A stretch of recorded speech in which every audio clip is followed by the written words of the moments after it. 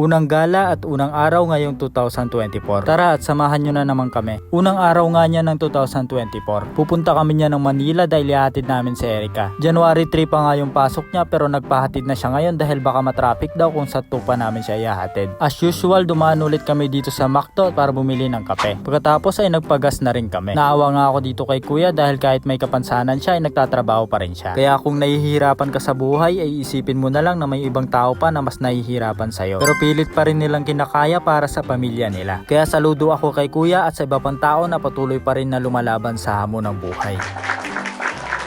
Pagkapasok ko dito sa NLEX ay mukhang ako naman itong mapapalaban. Dahil dito pa nga lang ay sobrang traffic na. Iniisip ko nga kung hanggang Balintawak yung traffic na yan ay aabutin kami ng madaling araw. Kaya naman pala matraffic ay meron palang aksidente sa daan. Talagang magkukos siya ng traffic dahil nakabalandra siya sa gitna. Feeling ko nga ay baka nakatulog yung driver nito. Dahil nga New Year at puyat yung mga tao. Dito naman ay nasa Bukawin na kami niyan at palabas na kami ng NLEX. Medyo mabagal na nga niyan yung usad dahil marami na rin bumabiyahe papuntang Manila. Nasa kondo na nga kami niyan ni Erica. Hinatid ko na nga siya dito sa taas dahil marami siyang gamit. Pagkatapos namin siya maihatid ay pumunta naman kami ng MOA. Gagala na nga muna daw kami bago kami umuwi. Nung nasa elevator nga kami ay nakita namin ito. Kaya pala sobrang daming tao dahil meron palang mascot parade. Manonood nga sana kami kaso tapos na pala. Kaya yun na lang fireworks display yung papanoorin namin mamaya. Alas 7 pa naman mag-uumpisa yun kaya kumain muna kami dito sa parang food court nila. Habang inihintay namin yung order namin ay bumili muna kami ng maiinom. At eto na nga pala lahat ng in-order namin. Pagkatapos namin kumain ay pumunta na kami sa may seaside kung saan yung fireworks. Kaming dalawa na nga lang ni Rin yung pumunta dahil nagsha-shopping pa yung iba namin kasama. At sobrang dami na nga ng tao dito. Sakto nga lang yung dating namin dito dahil magi-start pa lang yung fireworks.